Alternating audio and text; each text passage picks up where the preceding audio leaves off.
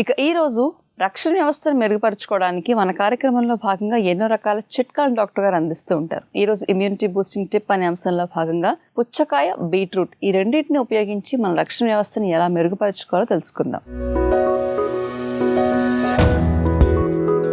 Doctor గారు, మరి పుచ్చకాయ అన్నది ఇప్పుడు మనకు స్టార్ట్ అవుతూ ఉంటుంది సీజన్. అవునమ్మా. మంచి సీజన్లో బాగా ఎక్కువ పుచ్చకాయలు లభ్యంగా దొరుకుతూ ఉంటాయి.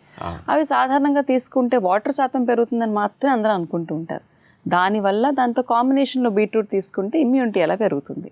పుచ్చకాయలోను బీట్రూట్లోను యాంథోసైనిన్స్ అనేవి ఎక్కువ ఉంటాయి. ఔషధ గుణాలు అంటాం కదా. అవును. ఈ యాంథోసైనిన్స్ ఔషధ గుణం ఎక్కువ ఉంటుంది ఇందులో. దీనికి జ్యూస్గా పుచ్చకాయ ముక్కలు, బీట్రూట్ ముక్కలు వేసి గ్రైండ్ చేసి జ్యూస్ మంచి రెడ్గా కలర్ఫుల్గా ఉంటుంది.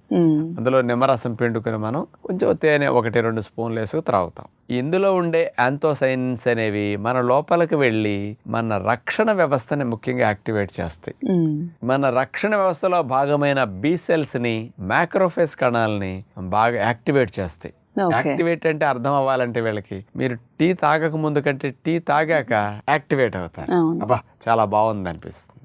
అలాగే నడిచే బండికి కానీ గుర్రానికి కానీ కొరడ దెబ్బేస్తే అది ఊపు అందుకుంటుంది. మీ లోపల బి సెల్స్ యాక్టివేట్ అయితే అట్లా ఊపు అందుకుంటాయి అనమాట. అవి ఏం చేస్తాయి? బి సెల్స్ వైరస్, బ్యాక్టీరియాలు బంధించడానికి యాంటీబాడీస్నే ఉత్పత్తి చేస్తాయి. మరి మ్యాక్రోఫేజ్ కణాలు ఏం చేస్తాయి? ఎక్కడన్నా వైరస్, బ్యాక్టీరియాలు కనపడ్డాయా వాటిని మింగేసేస్తాయి. అంత పవర్ ఉంటుంది.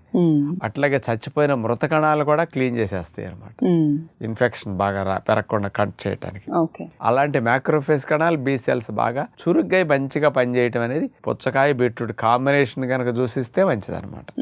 వేసవికాలం బీట్రూట్ కూడా వాడుకుంటే నైట్రిక్ ఆక్సైడ్ ఎక్కువ ఉండి బ్లడ్ వెజల్స్ కూడా బాగా సాగి సమ్మర్లో బీపీ పెరుగుతుంటుంది చాలా మందికి. ఆ బీపీ పెరగకుండా కూడా కంట్రోల్ అవుతుంది. ఇలాంటి లాభాలు ఈ ఇమ్యూనిటీ బూస్టింగ్ జ్యూస్ వల్ల ఉంటాయమ్మా. సమ్మర్కి అందరూ త్రాగితే చాలా మంచిది.